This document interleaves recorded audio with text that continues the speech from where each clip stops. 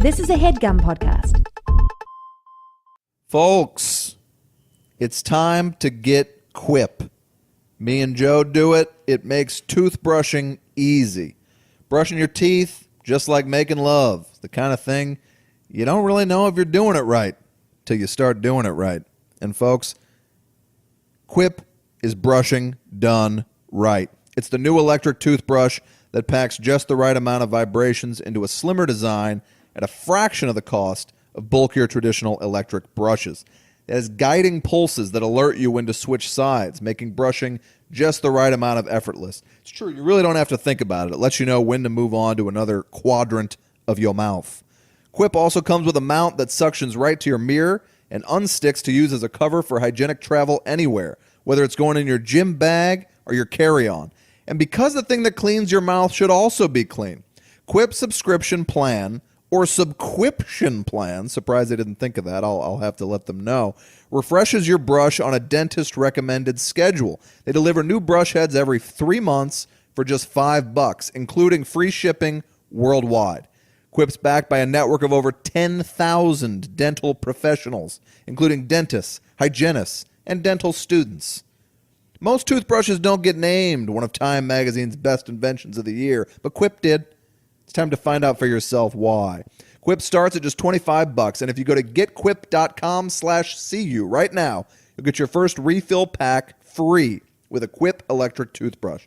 That's your first refill pack free at getquip.com/CU. GETQUIP.com/CU.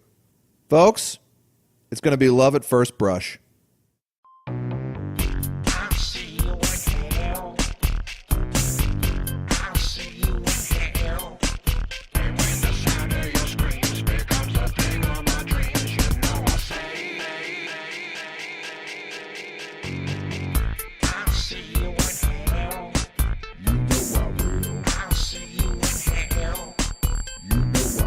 Hello, everybody, and welcome to another episode of We'll See You in Hell. This week, we'll be reviewing Justice League. So, I guess we'll get on with the show. And also, on with the Joe... Was that Down with the Sickness? Down with the Sickness. Well, I like that quite a bit. Can we start a thing where for the next couple episodes you do a thing where you incorporate some old shitty pop song into the thing? I'll try, sure. You know? I don't know why you think that was a shitty song. Did you like the Down with the Sickness? Absolutely not. It's a terrible song. I will say I saw Was it Disturbed? Yeah. And I saw Disturbed once at Ozfest. Okay. Was Drowning Pool on the bill? Let the bodies hit the floor. Think it was. Let the bodies hit the floor. Let the I like that bodies song. Yeah, it's a good song. I like good. that song. That one's good. I think it was literally the year that guy died, so they weren't there. Did he drown in a pool? No. Folks. No. He drowned in a little pool I call addiction, Pat. Oh, well. I think it was a drug over. I think. I don't even know if that's true. I've been known to dip my toe in those waters. What? Choppy waters. Choppy waters. But I saw Disturbed, and I didn't like their music, but they did do a cover of Land of Confusion by Genesis, and I thought that was pretty cool. Hate that song. You hate that song? I hate Genesis. Why? Well, I mean, one of my early cassettes was the shit Genesis that I'm sure you don't like, with the I Can't Dance on it. Oh. I can't dance. I got a curveball to throw you here. I do like that album. Oh, it was not a bad album. But I figured you liked the prog shit, which I admittedly have not heard. But that's the one with the president's foam masks in the video? Yeah. Yeah, that song sucks. You're nuts. Video sucks, too, while we're at it. Sort of garbage pale kid. No, that was a TV Hellscape. show. There was a popular TV show back then called Spitting Image. Okay. And it was like puppets that looked like deformed versions of the celebrities. Yeah. And then like impersonators, they would do sketches with the puppets. It was kind of a precursor to your Crank Yankers kind of a thing. Sure. I actually prefer, you look at a guy like me and you say, this man's a tastemaker. He probably... Don't put words in my mouth. He probably... Don't put anything in my mouth. Folks. He probably likes the early stuff, the Peter Right. Gabriel. I don't. The Genesis of Genesis, if you will. Yeah, sure. There you go. I actually prefer the Phil Collins stuff, and only the later Phil Collins stuff. You prefer solo Collins? No. The Phil Collins Genesis Oh, after okay. Gabriel's gone, and only the later portion of that. I prefer self-titled Genesis album forward. All right. I'll easily put solo Collins over any Genesis. Actually, Abacab forward. You like solo Collins? Oh, come on. Did you say you put it over Gen? You haven't heard the right Gen. Have you heard No, like I haven't. I haven't. Abacab and like No, I haven't. That's All and You mean That's All? yeah. Looking at you, Yeah. looking at him. Yeah, that's a good song. I would have thought that was solo Collins. No, that's right you're right in the sweet spot right there. Okay, That's no, I like right that around Susudio, Yeah. where it's interchangeable for 1 or 2 albums. Susodio's Collins. That's solo Collins. Yeah. Billy Don't Lose My Number is solo Collins. I consider Easy Lover one of the best songs of all time. It at one point in So my that's life, the silkiest song. at one point in my life, it was my favorite song that had ever been written. It's great. And it's a great showcase for Philip Bailey, who really steals the track. Yeah, I saw Phil Collins. The second concert I ever saw was Phil Collins at the Civic Center or at the Spectrum in Philly, and he the whole first it was 2 acts. It was a show in 2 acts. Whole first act. Oh, Christ, it was terrible. It was just all his homeless ballads. That was the whole first act. Right. I mean, he wouldn't lay off of the shit. Just another day for you and me in paradise. I mean, I'm not joking, dude. It was a whole fucking first act of ballads. And then the second act, he came out swinging. Susudio, Sure. Billy Don't Lose My Number. Got a black guy to come out of the wings to sing the boy. Philip Bailey part for but it Easy wasn't Lover. Bailey? I don't think Philip Bailey from Earth, Wind, and Fire was just sitting around in the wings waiting Well, to he could go have on. opened and then come out and done a track together. I don't think they opened. She's the kind of girl you dreamed of. Yeah, that's a great tune, man. Beautiful. Crazy drums too. Yeah. If you heard, Well, if he's you, a great drummer. yeah, but if you listen to just the drum track from that song, like just the drums, you cut out everything else. They sound like fucking like heavy metal. It would sound like Yeah. a heavy metal track. I love that song. It's an amazing Yeah. song. So we had the one homeless. I actually really hate that shit when super rich people do that. Those ballads. So like Another Day for You and Me in Paradise. There's so much wrong with that song. So Phil Collins probably has $100 million minimum, bare minimum. He's saying it's another day for you, Joe, and me, Phil Collins, in paradise, as if we're on an equal plane. So if you want to get us all on an equal plane, why don't you give $99 million to the homeless and then throw me $500,000? Like, what are you talking about? Right. Well, I think what his point is anything off these streets is paradise. Yeah, I get it. I just don't like the comparison it makes. And I hope he donated a lot of money to the homeless if he's going to put that song out. Something tells me he didn't. Yeah. I mean, I've never heard of it. I mean, I don't know. I agree. But now, the other one I hate, especially once it gets to be Christmas, and occasionally I'll throw on the Christmas station trying to jumpstart my heart with those paddles. Kickstart My Heart, as Motley Crue used to sing. Yeah. That song's awesome. Kickstart My Heart is one of the greatest songs ever written. Yeah. And I hate Motley Crue, but that is an amazing song. That's the best song. I'm not a huge Motley Crue fan, but that song is awesome. And that song I used to wake up made to the Kickstart movie My Heart. Shoot 'em Up look I was so just about to good. say it, but I thought it was too obscure to get into. I saw that movie because it was in the trailer. The trailer used Kickstart My Heart in a beautiful way. And the movie sucked. Terrible movie. Giamatti couldn't say it. Giamatti, Children of Men, and they couldn't put together a movie. Look, Kickstart My Heart. Clive You had all Owen. you needed. Clive Owen, that's right. I don't know what happened. Something happened. Something went bad. He I mean- hasn't been in anything watchable in 10 years. He's another. Oh, I love The Nick, actually, on Stars. That was Yeah. a great show. Gone too soon. But Clive Owen and Gerard Butler, it's the same story. It's like, what happened to you guys? You guys were supposed to be like the guys. Owen's way better than Butler. Way better actor. Look, Butler played the Phantom of the Opera. He played a. Okay, good example, Joe. I'll move back. But when you put it back to back with the 300 guy, that's like Sparta. That's a big difference. Yeah, but Owen's like a good fucking actor. He's been great in many things. Closer's a great fucking movie, and he steals that movie. He is awesome in that. He's disturbing in that film. Yeah, love that movie.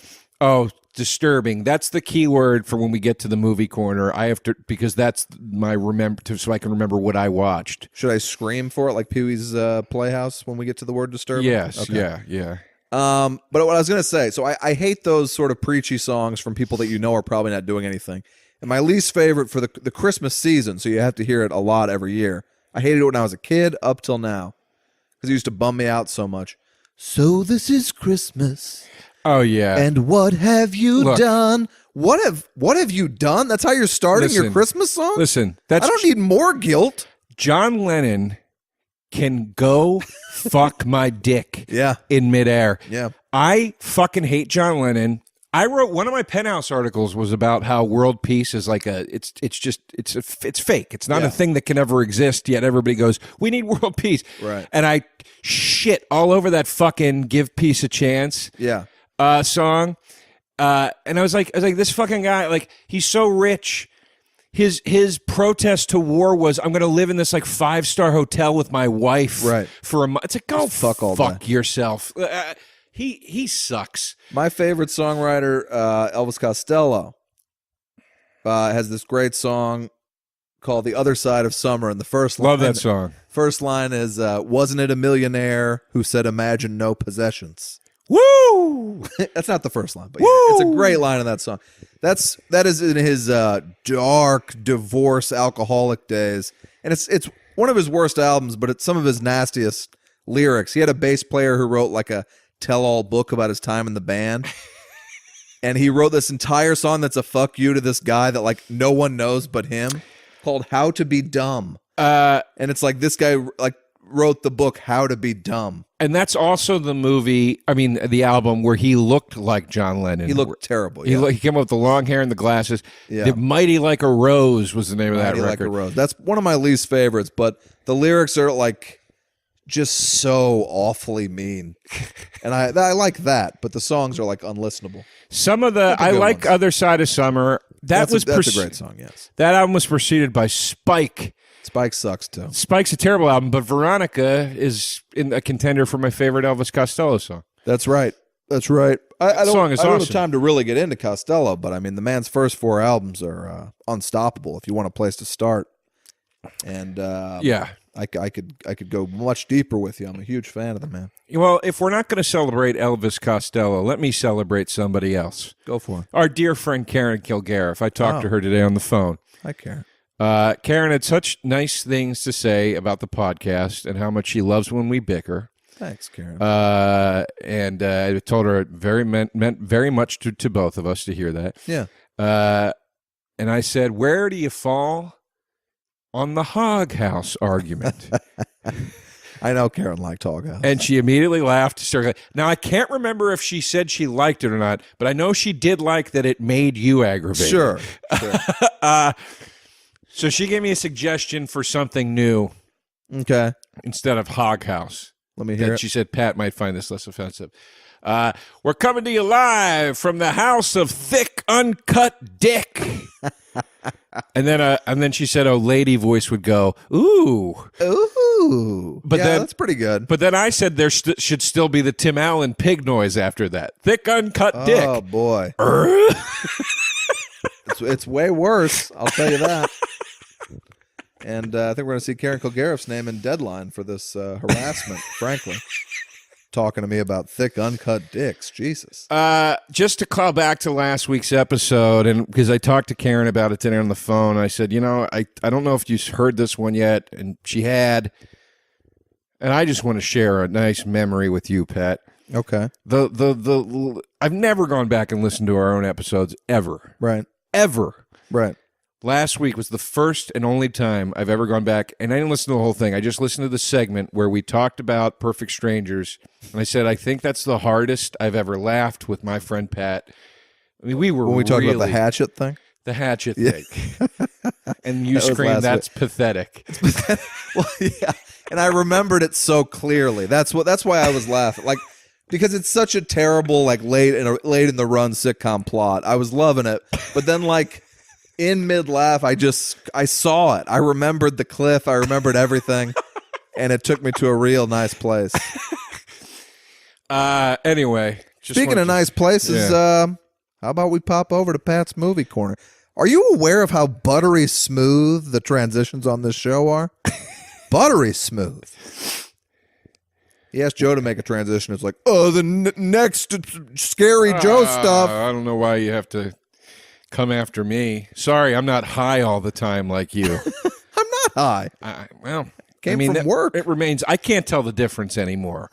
You're under the influence so frequently. I can't tell. Give me the a damn break. difference. Oh, come on. I'm kidding. Jesus Christ. Kidding. I saw you taking sips out of your flask during the movie. You got Joe, a problem. Joe, I'd like our listeners to know there is nothing in me but water. Like, if you're going to tell them every time we have a drink, you don't also have to tell them we're drinking when we're not. I know. I'm kidding. I'm just making People think jokes we're because you took that here. shot at me about the transitions. No. About you transitioning? Yes, about me transition. All right, go ahead. Okay. What's the first movie you saw this week? Pat's Movie Corner. I saw a lot of films, guys, because we're heading into screener season. And actually, The Shape of Water, the new Guillermo del Toro. Oh, you saw that already? I did, but we could probably do that on the pod, so I won't go into it. You We can should. see That's it, and then we'll talk. one I look forward to reviewing. All right. Well, if you want to see a woman fuck a fish, that's a good place to start. Either that or Joe's bedroom. Yeah, exactly. Are you the fish, or you I'm have the a woman? fish. Okay, or the woman. I'm the slimy fish. I saw The Disaster Artist, James Franco's retelling of the making of The Room, considered the worst movie of our time. Written by, and nobody is mentioning this, the guys who wrote 500 Days of Summer, which I thought was a really great movie. I love that movie. And this is a really, really great script as well. And it's just this weird thing in Hollywood where, like, people will talk about a movie. This movie has so much fucking hype. I've never heard the writers mentioned once. And they're big writers. I was like, oh, cool. The writer's the least respected man in Hollywood. I always say it. No respect at all. Anyway, The Disaster Artist, I loved it. It's extremely funny. And at times, just because I have, like people talk about, bitch about Christopher Guest for this too, there's an air of mocking people that sometimes I don't love. Right. I can't help but feel bad for the person in question. But because the guy, what is the guy's name? Jesus Christ. James Franco. No. The Room Seth guy. Rogen. The guy, The Room, the actor. Dave Franco. Jesus Christ. I don't know. The actor in the movie The Room. Kitty Dukakis. I can't remember his name. I don't know. Who cares? All right.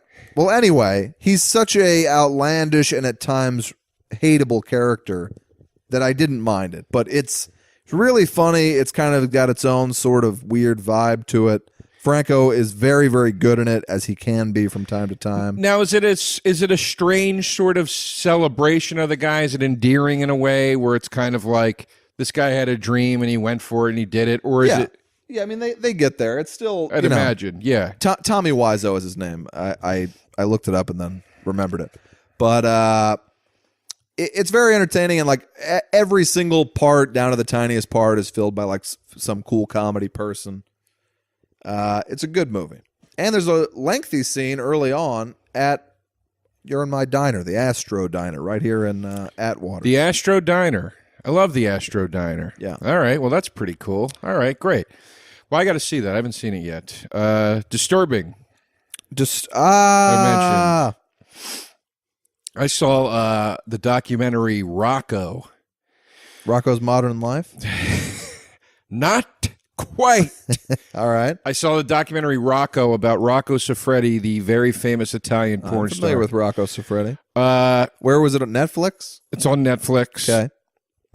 No, it's not an easy ride, people. I thought this thing was going to kind of just be like sort of a fun romp through the porn world of Europe or whatever. You know how many people have a fun romp through the world of porn. It is a deep, twisted tale of a man with a serious sex addiction. Okay.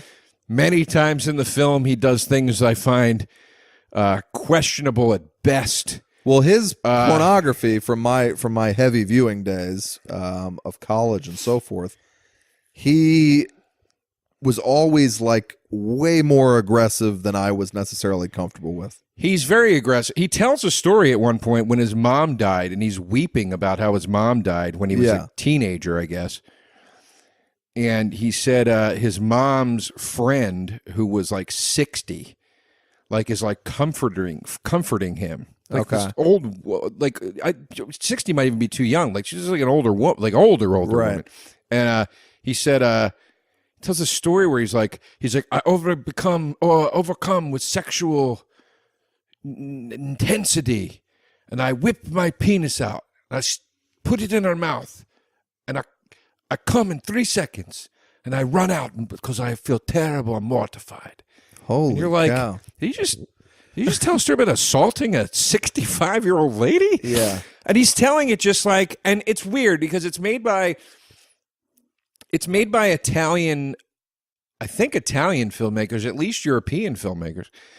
So they have a very, as far as I can tell, very different approach to documentary. They don't spin any part of it to be like, here's how you should feel. They just kind of let it sit there on camera, which made it more disturbing for me to watch.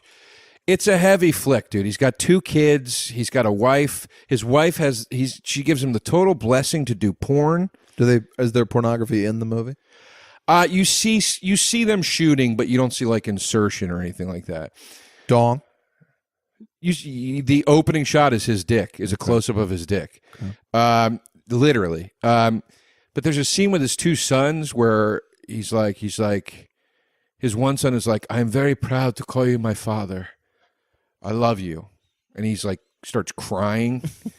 But then his other son isn't saying anything, and he's like, "You judge, I can tell. You judge. You don't like what Daddy does." You know, Yeah.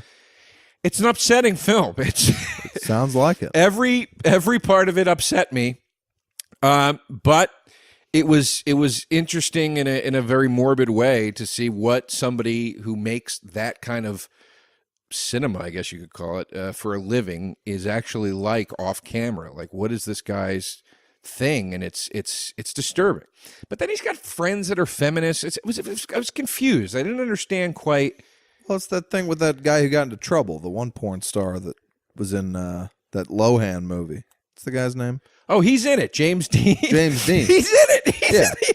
He got in trouble? He's clearly like an acolyte of his. Like he's way too rough, and it gets weird sometimes. And then these women started coming out and being like, yeah, some of that was not authorized, and some of that was not on the menu, and sometimes he would choke me, and it got too real. Well, Rocco seems to do and they show this throughout the film, a very intense interview before they shoot. Right. Where he'll be like, what is okay? And the girl will go, anything. And he goes, what does this mean? Anything. So I liked that he at least did that. Sure. But again, you can't, it's hard to get past the 65-year-old woman I'm story. not past it. Yeah, you can't really get past it. It's a disturbing film. It's a disturbing film. I'll probably watch it. Why? I mean, why? It's interesting, but again, it's morbidly interesting. Right.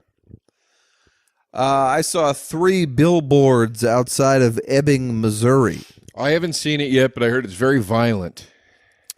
Yeah, it's pretty violent. Hell of a cast. Frances McDormand, Sam Rockwell. Just everybody in it is good. Woody Harrelson's awesome in it. The kid from Manchester by the Sea, the funny kid. The main kid? Who's Peter Hedges' son. Peter Hedges, author of my favorite book, What's Eating Gilbert Grape. Also a very good movie, of course. That lady just died. Who? The mom. From Gilbert Grape. Yes, mom. that's correct. That's very sad. It also has Mac's mom in it, the lady with the buzz cut. Who is a wonderful actress, as Sam Rockwell's mom. She's a great actress. It's Always Sunny in Philadelphia's Mac, his mom. Sandy, I don't know her last name. I see her all the time, and we had the same vet in Echo Park. Okay. And I'd see her in there, and I was always too nervous to say, "You're Mac's mom." Oh, she would have loved that. That kind of actor always loves it, because they don't get it very often. She's also the grandmom in Napoleon Dynamite. That's right. Yeah. But on the box, it says, for your consideration, and it lists everyone in the entire cast except her, including people with like 2 lines. And has a sizable role as Rockwell's mom and is really great in it. And I found that offensive. some of these, I'm glad you brought it up because some of these for your considerations are, they're offensive. They really swing for it. They're offensive. Don't send me Logan as an Oscar screener. Get the fuck out of my face. I know. You know, Hugh Jackman. We got Best Split actor. as an Oscar screener. I'll take that before Logan. I thought Logan was a better movie than Split. I get why they might drum up something for that guy playing 3 roles or whatever. Yeah, exactly. Okay. Exactly. I didn't think it was a fantastic movie, but I liked it. The 3 billboards. It had the best trailer in 5 years. Like I couldn't wait to see it, and it's good. It's very entertaining. Martin McDonagh, the guy who did In Bruges. It also has Peter Dinklage.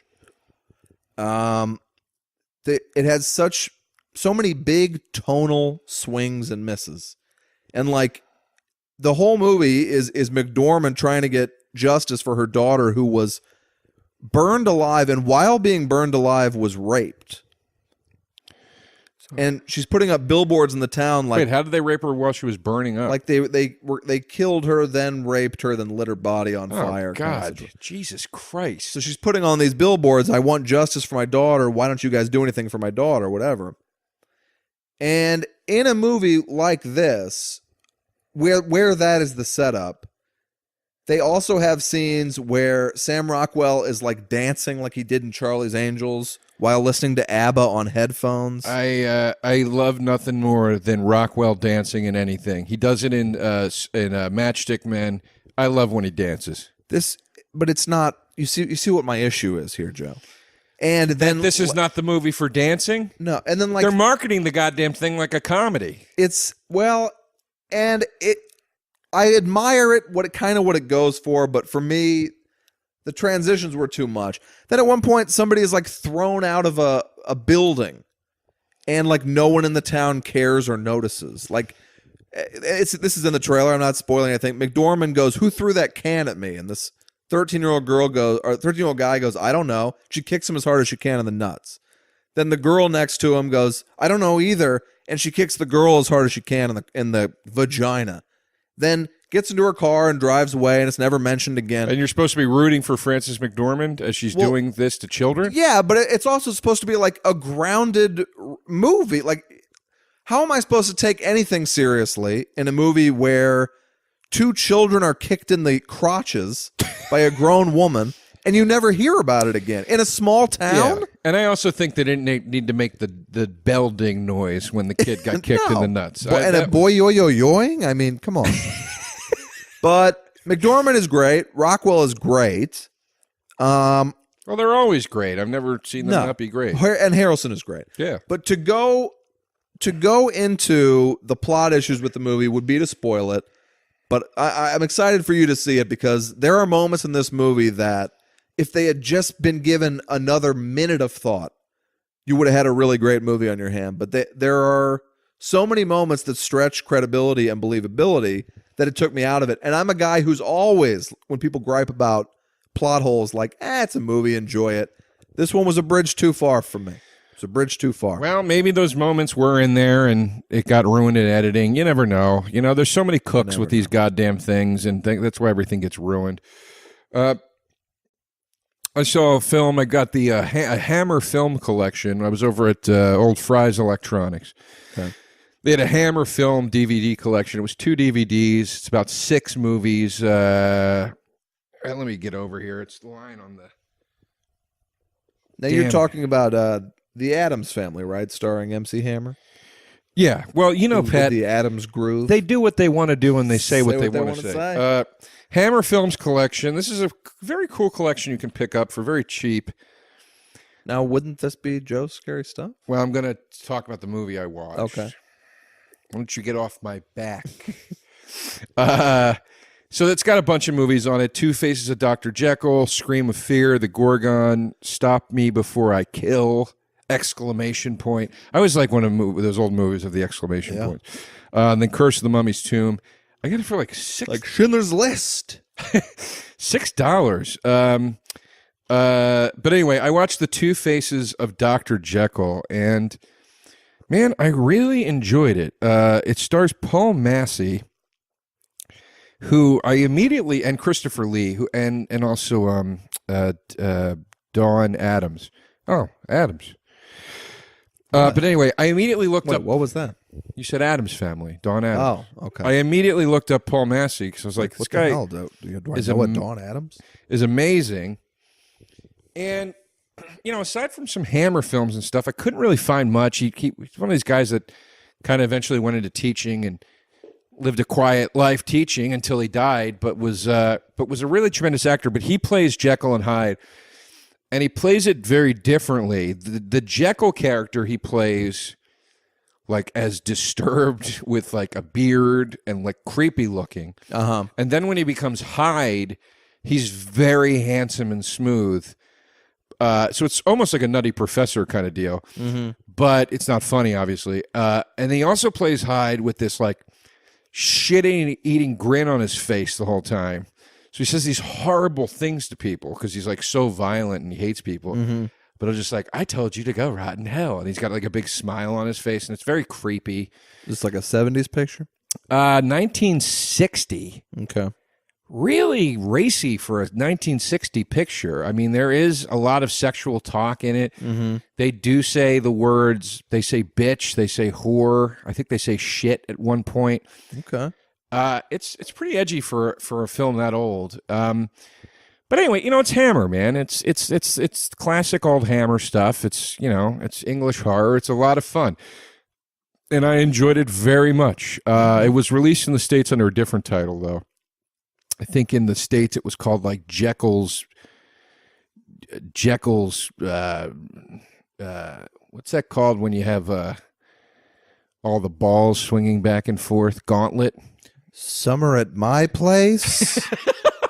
Hello! It's called an abacus, I believe. It was called like Jekyll's Gauntlet or Jekyll's Mania or some shit. What you're in the describing States. is called an abacus.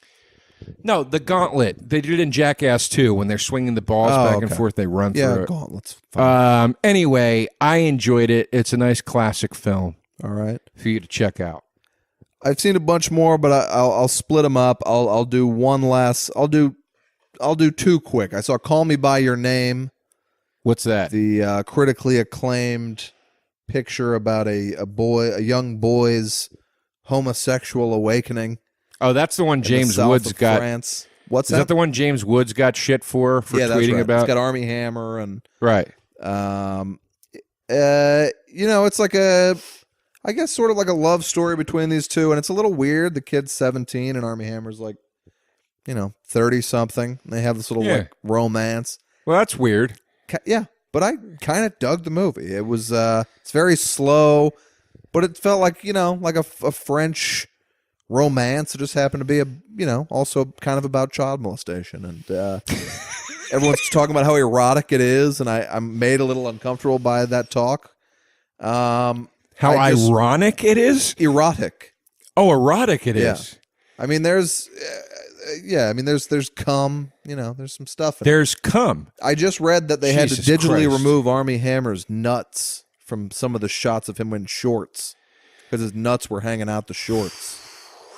It's a very homoerotic picture. Well, look, there's nothing wrong with homoerotic. With child erotic is it's weird. all weird. Yeah, I mean, I'm not. It's all weird.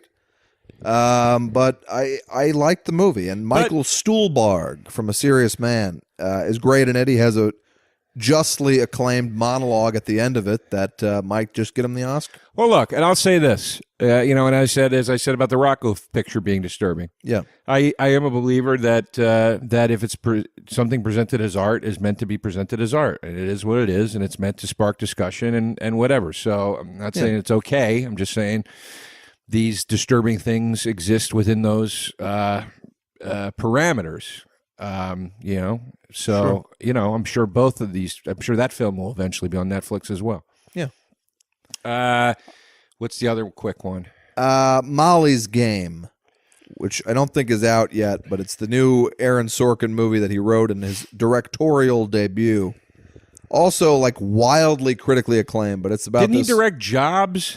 No, that was Danny Boyle, the Trainspotting film. Sorkin wrote it? Correct. There's nothing I'd want to see less than anything Sorkin wrote. Well, this is wrote and directed, so you can only imagine. I always sort of admired his writing until I crossed the threshold of being 18. You know, I think he's kind of an embarrassing writer at this point. And this movie, people are all over this movie's nuts. It's about this woman who held this top secret poker game for your Tobey Maguire and DiCaprio and all these people and wound up getting into some trouble. They got, the IRS and the FBI and all this stuff. And I'm sure they don't show any of that. It's just people talking about what happened. That's exactly right. It's fucking horrible. So I'm a real poker guy. I love poker, and there's only a movie about poker like every 3 years. And so I'm always excited, and poker people are always really excited. So me and my friends were pumped to watch it. There's no poker in it, because Sorkin probably didn't even bother to learn the game. Michael Cera kind of plays an amalgam of all the famous people. He's not really given anything to do. Costner plays her dad, Jessica Chastain's dad. He's boring as shit. She's boring. And they're giving all these giant, passionate speeches about like how she should be allowed to run an illegal poker game. So what he doesn't understand is when you're doing these giant, passionate speeches and the president's doing them, and it's about on the West Wing, right? The world's going to war and stuff. Then you've got some fantastic television, right? But then when you try to do it on Studio 60 and everyone's screaming in each other's faces about making a Saturday Night Live show, you start to look kind of fucking stupid. And in this movie, to still be doing these big speeches, I don't know. I'm not this angry about the movie, by the way. I am. I haven't even seen it. I'm pissed off. And to be honest, it was mildly entertaining. But like the way people are raving about this thing, it's just long speeches about things that are not important, acted kind of squarely and kind of boring. He sucks. It's a square, boring movie. The movie Jobs with Ashton Kutcher was literally better. That's what I heard. Than Steve Jobs. I only saw Steve Jobs. And look, nothing against Ashton Kutcher, but you got to fuck something sideways. That's right. Because Ashton Kutcher's one, that was the one they kind of rushed out, and it was like sort of had a little bit of a made-for-TV movie. But it was like, God damn it. It was entertaining to watch, and I enjoyed watching him flip out and all that shit. Right. That fucking Sorkin one was just people walking around backstage before they. Bad movie. It's terrible. Yeah. Sorkin's next movie is going to be play. Yeah, Sorkin's next movie is going to be him looking at camera, explaining to you what the movie's about. Yeah, just him telling you a story. He just looks like the kind of guy where like you just don't want to be caught talking to him at a bar or something. You know, he looks awful. Which is no reason to judge the man, but it comes across in his writing. It's just like lecturing you endlessly, and it's tiresome. All right. Well, Pat, I'm going to round us out here. Go ahead. And I think you know what I'm going to close us out with. Segment I call, as of right now, P.S. I love you. Perfect strangers, I love you. Just made that up. Well, it's sticking forever. All right. Perfect Strangers. I'm still on season 6. I'm thoroughly working through season 6. Okay. We're recording these episodes close enough together that I'm not able to get a ton of episodes down in between. But boy, oh boy. Any high points? I will say this. The relationship between Larry and Balky has become so tense. Okay. I'm going to go ahead and say this. You know, you don't see it, but I believe in my heart that off camera, Larry beats Balky. I believe that in my heart because Lynn beats Bronson or Larry beats Balky. No, Larry beats Balky. Okay, because there are many moments where Balky does something and then runs in fear, covering his head. Okay, so I believe the insinuation is that Larry is smacking him around. Larry, he's hit him once. If that's happening, yeah. Appleton has become just a piece of living shit. I mean, just you know, I've said before, he's like the worst guy. Right. Just horrible. Just a horrible human being. Okay. The episode I'm gonna choose to highlight two quickly here. One episode was about his grandfather visiting. His grandfather's like, I guess, supposed to be like 80 or something. Right. And he's like, you know, Balky, we're just gonna have a quiet weekend with old Pop-Up or whatever. And he shows up, and Balky's like, you must be Pop-Up Appleton or whatever. And the old guy's like, nope, from now on, it's Buzz. Right? Okay. I just came back from a rock and roll cruise, and I've never felt better. Who's portraying Buzz? I don't know the actor, but he's a real Lloyd Bridges type. Okay. And then he's like, I got to pump up my Reebok sneakers because I'm going to hit the town tonight. So Sure. it's this whole thing. He's like got a second lease on life. Right. And then the whole episode is just Larry being like, you have to act like an old person. Stop it. That's the whole episode is Larry beating down the grandfather emotionally until the point where the grandfather is walking around in a suit and he just goes, this is the suit I want to be buried in. I'm just going to wear it until I kick out. Like it's, and then like, of course, they have to get the guy acting young again. And Larry, if you can believe it, Pat, learns a little lesson about himself in the end. I'll bet he does. That sticks for, I can imagine, 45 minutes until his next abomination. Because every week he learns the lesson, and then every week he just does something terrible again. Has Larry been responsible for anyone's death? Well, no, but he has... I've seen every episode, by the way. I wouldn't remember them all, but I've seen them. Well, do you remember this one? Because this is the one I really want to talk about. Go on. Larry has a cold. And for the 86th time in the show's history, Balky says, here's what you do to cure a cold on Mypos. Larry, again, swats him away. You stupid fucking immigrant. Get out of my face. Still doesn't believe him, even though Balky's cured him like 100 times before. Right. Balky gets this plant in the mail for Larry from Mypos that has peppers on it, and if you eat a pepper, it cures the cold immediately. Let me guess, these hot spicy peppers? They're not hot and spicy peppers. No. Holy shit. They're just peppers that you eat, and it cures your cold. Because Mypos apparently also has plants that have not been documented by science or anything on them. Right. This was a magical island at this point. Larry still doesn't believe that the thing cured him. Then gives the peppers to other people to be like, just tell Balky it didn't cure your cold. It cures their cold immediately. Larry goes, we found the cure for the common cold. We have to keep this plant alive. Balky's like, okay, but you have to respect it. You have to let it grow gradually. You see where this is going. He's got a pitcher of plant food, even though you're only supposed to give it 2 drops. He, for some reason, makes a giant beer hall pitcher of this plant food. And it says, Larry, whatever you do, don't overfeed the plant. Larry then tricks Balky into going to sleep so he can then pour all of the food into the plant. Overnight, the plant grows all over the entire apartment. Okay. He then, Jennifer comes down. She's sick. He gives her the... They're living together. No, they're still in the Joe, apartment. you have so many worse episodes of this show. Yeah, I know. When they move into that house together, shit gets bleak. Like, we're talking like me and my sister as little kids, like, yikes. Where's the quality control? So I'm coming to the point. Gives Jennifer the pepper from the giant plant now. Yeah. We're going to be rich, Balky. Typical stuff. You know how these guys roll. Schemers. Dreamers. What do you think? Schemers. What do you think happens? Take a wild guess. I don't know. Do you think the pepper cures her?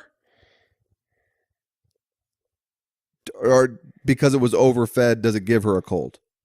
Well, Pat, I'll tell you this. All right. It actually cures her. Okay. Until she grows a mustache. Oh, no. She grows a mustache. Oh, no. And I don't mean like a little extra you hair. thought that I would guess that? She walks in. No, of course not. Okay. It's the point is it's terrible. She walks in with a fucking Sam Elliott mustache. And says like, you better get to explain. And I can't even remember. It's nonsense at this point. That's really stupid. It's pretty bad. It's pretty bad. And so just because he overwatered it, now it turns the peppers into mustache growers. And I believe only in women. Only in women. Yeah. Undocumented by science. All right. We've charted the entire globe. Yeah. Nobody's ever discovered this plant. Well, it sounds terrible. Yeah. Watch one. I'll save that one for next week. Oof. All right. Ooh, man, a real bad one. I got nothing for scary stuff. Hit us. Let's get on to Justice League. We're 42 minutes in. We haven't even got to the movie yet. I got one thing for scary stuff. Look, folks, there's a lot of controversy around Star Wars Battlefront 2 with the loot crates and all that stuff. If you don't know what I'm talking about, look it up. I don't. It's a little too much for me to try to explain right now. But look, basically, here's the thing. The game was offering in-game purchases for these things called loot crates. And what you could do is you could buy a loot crate for a certain amount of money, and it would give you items, weapons, whatever, that would allow you to advance more quickly in the game so you could get better at the multiplayer. People had a shit fit. EA just lost something like $2 billion in investors or something because there was so much backlash over this. Belgium was going after them for legal reasons, saying they were putting illegal gambling in games. I don't understand any of that. It's just like any other crate service that you do. There's a million of these crate things out there. They got them for clothes. They got them for DVDs. They got them for Blu-rays. They got them for music. They got them for video games. These are services. And everybody's like, well, it's a way to cheat to get ahead. It's a way to pay to get ahead in the game. Yeah, well, some of us don't have 27 hours straight a day to sit in front of the fucking TV and become experts at Star Wars Battlefront 2, which is mainly a multiplayer online game. Some of us want to just enjoy the goddamn game. Right. So who gives a fuck? Who cares if the guy you're playing against got better because he bought it or got better because he worked for it? It's still the same opponent. Who gives a shit? And it's still the same, you know, your experience doesn't change in any way. Exactly. So look, the game is awesome. They took the loot crates out of it, so I have not utilized them. I got it mainly for the campaign because I'm not a big multiplayer online guy. The campaign is awesome. It is finally a next generation first person Star Wars shooter. It's fucking awesome. You're on the dark side. It's great. It's a blast. I'm loving the game. All right. So I highly recommend it. And now on to the film. Justice League, which Pat, looked like he was going to do all but spit on me during the show. I told him I saw it last night as well. I saw it 2 nights in a row. That blows my mind. Well, I wasn't dying to see it again. I was just like, if you want to do it for the pod, I'll see it again. Yeah. I mean, the best thing about it was that it was under 2 hours. I mean, that's in this day and age, a true blessing. Yeah. I suspect you liked it quite a bit more than I did, but I was very bored by it. I couldn't track really any sort of story at all. I guess there was a bug man trying to kill them. I mean, I had never seen Wonder Woman, so I that meant nothing to me. I was deeply bored throughout, and I thought the dialogue was atrocious, embarrassing. I thought the Flash, I've always liked that actor before. I hated the Flash. I guess I don't know if he was autistic or gay or what he was supposed to be, but it was not working for me. Autistic or gay? This is the comparison you go to. I couldn't tell with the way he was playing it which I was supposed to think he was. And then that one moment when Aquaman comes up with his shirt off and he goes, "Oh," I was like, I guess that meant he was gay. But then he also got flustered when he talked to Wonder Woman. No, he says, well, listen, first of all, folks, Pat's on his phone for half the goddamn thing. I was on my phone way less than you were during the movie. I saw it already. I knew the plot. I wasn't on my phone much at all. I glanced at my email 5 times. There were a couple times you were on the phone and you missed major plot points, and then you turned to me and you went, "Who was this guy?" And I was like, "Yeah, you were on your email." I don't care. If you're talking about Cyborg, yes, blah blah, Cyborg. I didn't. I mean, I don't know. I guess I didn't perhaps get his introduction, but also I turned to Joe and said, "This is the most boring character in the history of film," and I meant it. I like you said that to me in other movies. The black community should be upset that is the representation they get in this movie. Is literally, for my money, the most boring character I've ever seen in a movie in my entire life. Stop it, Pat. The guy delivered his lines in a monotone. He's a robot. How do you want him to deliver the lines? You got to give me something more than that. I mean, that was a pathetic excuse for a character. I disagree. I've never been a huge Cyborg fan. I liked him a lot in this movie. I found him interesting. I don't like that they had him say "booyah" at the end. I thought that was absurd. They have him say "booyah" at the end. That was absurd. I thought he should have said, "This is when all the everything is saved and the world's together and the whole Justice League unites." and they cut to him and he goes, "Booyah." I think he should have said, "Whoop, there it is." That's what I would have liked. And then maybe they play the song until we get to the secret scene, which I did not see. All right, now let's back up here. This is a sensitive subject for me. I liked the movie. I didn't think it was fantastic. Okay. I liked it. I think Joss Whedon's fingerprints, where they were in this movie, were very obvious. What were some of those lines? Like a couple that I looked at you at. Do you even remember what they were? Well, that fucking news clip where the lady's like, this alien took my fucking man. I'll shove a thing up his fucking ass, or whatever. Why was that in the movie, Joe? I don't, because everything I'm going to say something very controversial right now. Everything Zack Snyder in this movie was great. It was all very well done.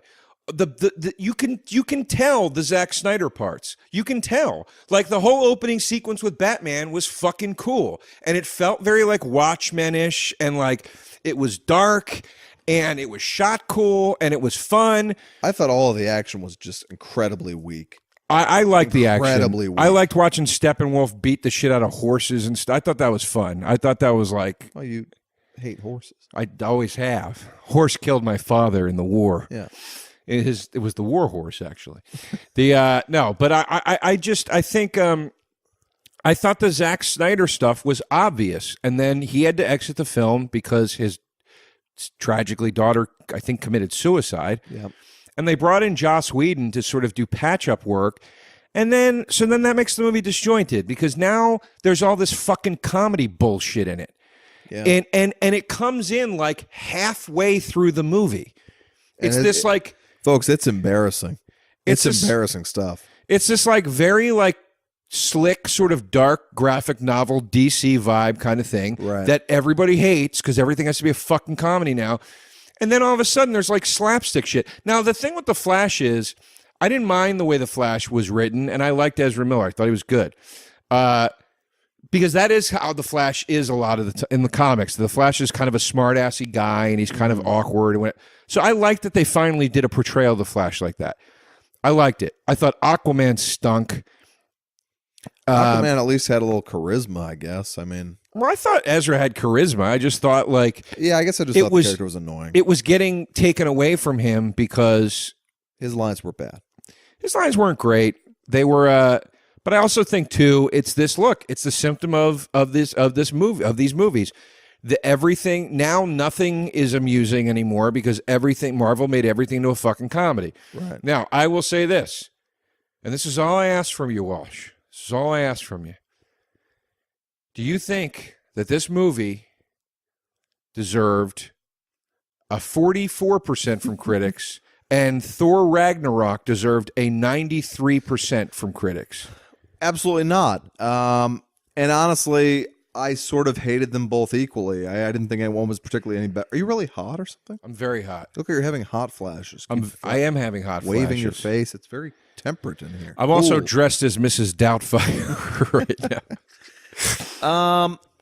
I want to quickly clarify what I said in case anybody was offended. But like what I'm saying is when we first are introduced to the Flash, he does this whole monologue that might as well be the Parsons from The Big Bang Theory, where he's like, I'm quirky, right. And I thought that was him being, I thought he was autistic. I thought the character was autistic. No. And then unless I'm reading too much into this moment, I thought they cut over to him when Aquaman is shirtless and he was like, oh. So I'm not saying that autistic and gay are equatable or of course, none of that. I'm saying I think that's exactly what you were saying. The character was so inconsistent that I didn't know what he was supposed to be. Look, maybe he's both. I don't fucking know. My interpretation of that character was because he says to Bruce Wayne, like, I need friends. People are too slow. I can't. Yeah. I think he's like a super genius and he doesn't know how to talk to people and he's awkward. So like when he saves Wonder Woman and he's like laying on top of her, right, and his like head's on her boob for a second, and then he jumps up and he's awkward. He's just like, oh God, sorry. Right. He just doesn't know how to act. Look, it wasn't a fantastic film. It was 27,000 times better than Suicide Squad. Hey, I can't argue that, but I also did not finish Suicide Squad. So it was better. I would say it was better than Man of Steel. I still really like Batman Superman, as you all know. We won't go down that road. Taking the bait. But I like Steppenwolf a lot as the villain. I don't see why he had to be CGI. I don't get that. It didn't. There was no need for that. He could have just been. There were ways. Because all I kept thinking of was Tim Curry in Legend, and I was like, that was done without any computer. Right. Well, they didn't have it back then, and I believed that character was 9 feet tall, right, and real, and I thought they could have done that with Steppenwolf, but instead they made him computer generated, and they made him look less like Steppenwolf looks in the comics, which I didn't understand what the motivation there was. Looked like shit, and. People really liked Affleck's portrayal of Batman in Batman vs. Superman. I thought he was terrible in this. I loved him in this. He's my favorite Batman still. Oh, my God. Boy, what? Who are you putting above Affleck? You're going to say Keaton, because that's what everybody always says. I'm putting a million miles above Affleck Keaton. Stop. And, I might go ahead and put, certainly put Bale above him. I love Bale, but I didn't hate Kilmer. Oh, God, shut up, Pat. I mean, Clooney sucked. But Kilmer. Affleck, in his scenes where he's talking to Wonder Woman when they're not in their costumes, I was like, boy, this guy's been fooling us for a really long time. He is a bad actor, man. I liked him in comedies, and then everything else, I'm like, what are you doing? You didn't like him in the town? The town, he can stumble into it. And Good Will Hunting, he's got a thin line he can walk. I think he's a great Batman. He's not good at playing a normal person. I don't think Batman is a normal person. That's why I like him as Batman. I think he plays it with a darkness. I like that they hint that he's an alcoholic. I didn't even see him drink in this movie. There's this scene where he pours the giant glass of whiskey when he's like making up with Wonder Woman, and it didn't look that giant to me. It looked delicious. Par for the course. But they make a remark in Batman Superman like that he's constantly drinking wine. They show a scene where he's waking up with a woman and she's still asleep, and he like immediately takes a swig of wine. I like the darkness of it. I really like Jeremy Irons as Alfred. And I also, I'll say this too. I liked Danny Elfman's callbacks to the John Williams Superman theme and to his own Batman theme, because I felt like it gave the Warner Brothers universe a little more continuity on film. That scene where the bank robbers are going into or not the bank robbers, but the terrorists are going into the bank in the beginning, and it's playing that like crazy Danny Elfman piano music. It's like that. I feel like I was watching like a Tim Burton Batman movie again, and it was fun. But it was like, it's just, DC's just got to stick to something, man. I like people keep exiting and entering, and then they're going back and they're reshooting and whatever. DC has to tell everybody that's saying their movies suck for being dark to go fuck themselves, because their movies are still making money, and now people didn't like this one as much. Peter Travers, that little fucking shit. No worse movie critic in America. I mean, he trashed it for having too many jokes. It's like, you fucking suck every Marvel movie's dick. He is the worst movie critic in America. Yeah, and he writes just to get quoted in trailers. I hate him. Yeah, he sucks. I mean, he's up there with Sandy Kenya for me. Sandy Kenyon's a better film critic than Peter Travers. Sandy Kenya. Peter Travers will like have a review. This is Rolling Stone. Like, it's a big deal, or used to be a big deal. Now it's a shit magazine. But he's like, for 20 years now, he's been like, give me a movie. Oh boy. Thanks for yes-anding. The Departed. Joe. The Departed. I mean, he'll say like things like a whiz-bang action-packed thrill ride, and you're like, Peter, you're supposed to be a serious film critic. He just wants to put that in the trailer so we can see his name. He's a whore. He's a whore. I was a much better film critic when I used to review movies. I really was. I had great reviews. And I urge you all to Google the Travers Walsh beef of 2006. Well, there's no. And actually, you won't find any of my reviews because they took the site down, unfortunately. It was heated. Anyway, my final say on Justice League, pretty good. Not amazing. I don't think I'll buy it. But I thought it was still a step in the right direction for the DC cinematic universe. And I think it's a shame that Affleck is now talking about exiting, and and people are saying that this wasn't as good as Wonder Woman, and I mean, there's just so much. I feel bad for DC. I don't know why everybody's fucking hating on him so much. I mean, Jesus Christ, man. I'm sure DC will be fine, Joe. You hope. I thought the film was bad, and I thought it was boring. And I don't really have much more to say than that. Joe, it's been a lovely evening.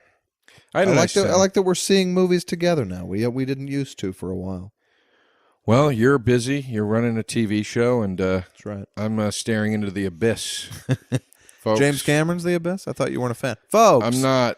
But that's my favorite line in How the Grinch Stole Christmas, when he's going over his schedule, when Jim Carrey's going over his schedule, and he goes, 1 p.m., stare into the abyss. It's very funny. Do you like that movie? I never saw it. I only saw that part, and it made me laugh really hard. And then I tried to watch it, and the second they were like, let's show you the backstory of the Grinch. Yeah. No, it's a very bad movie. I wanted to spit on the television. It's a very bad movie. Yeah. It's better than The Cat in the Hat, though. Yeah. Yeah. Folks, thank you for your time. I am on Twitter and Instagram at the Patrick Walsh, and I think we're actually getting pretty close to when my show will premiere. I think it will be in the early next year.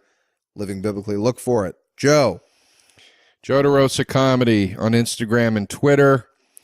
And read the Penthouse column if you can. I mean, I know you got to pay money to read it. God forbid. But you let me down. My op-ed monthly in the Penthouse, and there's some other shit coming along soon somewhere, I'm sure, at some point. Oh, and thank you to all the Patreoners. Thank you very much, Patreoners. See you next week. That was a HeadGum podcast.